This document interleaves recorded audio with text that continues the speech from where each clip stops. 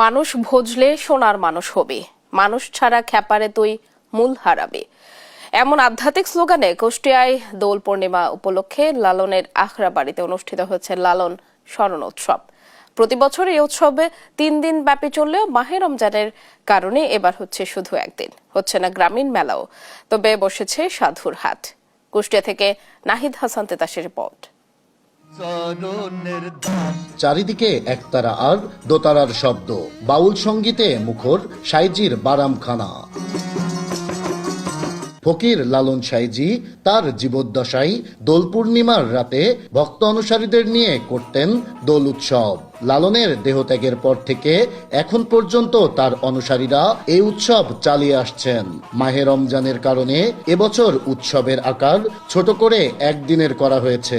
সোমবার আখড়াবাড়ির ভেতরে চলছে গুরুকার্যের আয়োজন, বাইরে উন্মুক্ত মঞ্চে আলোচনা সভা।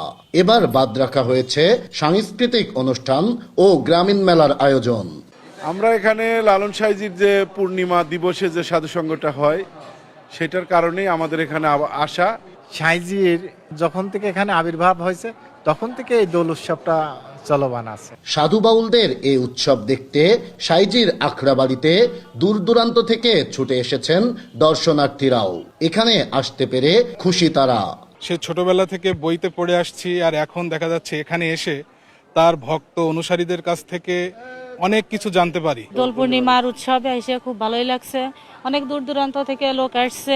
এই উৎসব সুষ্ঠুভাবে সম্পূর্ণ করতে এখানে আসা দর্শনার্থী ও সাধু বাউলদের থাকা সহ সব ধরনের ব্যবস্থা করেছেন আয়োজকরা। পুলিশের পক্ষ থেকেও নেওয়া হয়েছে সার্বিক নিরাপত্তা ব্যবস্থা। আমাদের যারা সাধু যারা আছেন তাদের যে করণীয়গুলো সেবা থেকে শুরু করে প্রত্যেকটি কাজই তারা করবেন, তাদের মতো করেই তারা কাজ করবেন। আমাদের কাজ শুধু এটি আঞ্জাম দেওয়া, আমরা সেটি করব। এখানে আসলে আমরা সবসময় বলি 3 স্তর 4 স্তর, আমরা আসলে সিচুয়েশনকে অ্যাসেস করে এটা আমাদের যে ধরনের ব্যবস্থা নেওয়ার কথা সকল ব্যবস্থা আমরা রাখছি। সংক্ষিপ্ত হলেও দোল উৎসবে লালনের জাতপাতহীন মানবতার বাণী ছড়িয়ে চলেছেন সাধু বাউলেরা। নাহিদ হাসান তিতাস, দেশ টিভি, কুষ্টিয়া।